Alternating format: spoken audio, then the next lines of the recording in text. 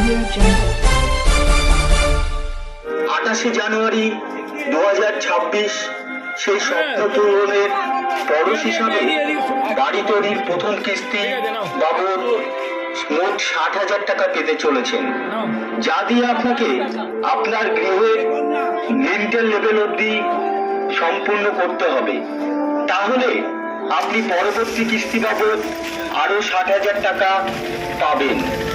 ধন্যবাদ জানাতে মাননীয় মুখ্যমন্ত্রী পশ্চিমবঙ্গ সরকার শ্রীমতী মমতা বন্দ্যোপাধ্যায়।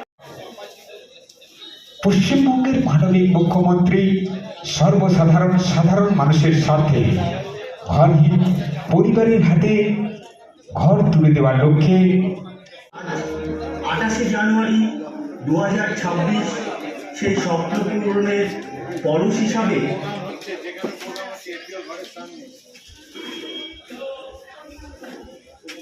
নমস্কার।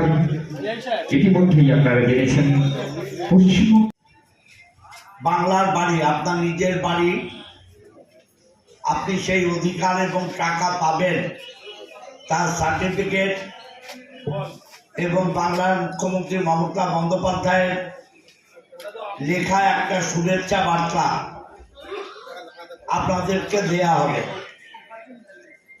এখানে আছে আমাদের এই ব্লকের সভাপতি মালতী, সহসভাপতি কাঞ্চন, টিয়া, সাবিয়া, জেলা পরিষদের 2 সদস্য, সুভাষ আছে, বিদ্যুৎ আছে, প্রশান্ত আছে। এরা এই পঞ্চায়েত সমিতির কর্মাধ্যক্ষ দায়িত্ব নিয়ে মালতীর সাথে কাজ করে।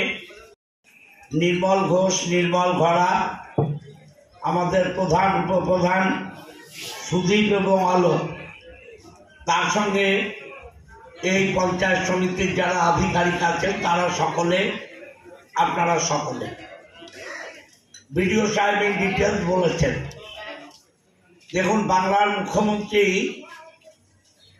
কেন্দ্রের সমস্ত রকম বঞ্চনা সত্ত্বেও কেন্দ্রের একটা সরকার, যারা বিজেপি পরিচালিত সরকার, সেই সরকার বাংলার আবাস যোজনার টাকা বন্ধ করে রেখেছে।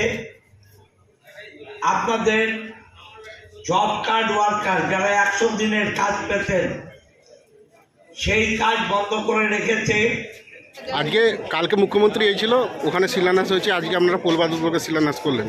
আমরা প্রায় 3000-এর মতো, 2847 কোলবাদারপুর ব্লকে এই বাংলার বাড়ি প্রকল্পে আমরা স্যাংশন অর্ডার এবং মুখ্যমন্ত্রীর একটা শুভেচ্ছা বার্তা গ্রাহকদের তুলে দিচ্ছি।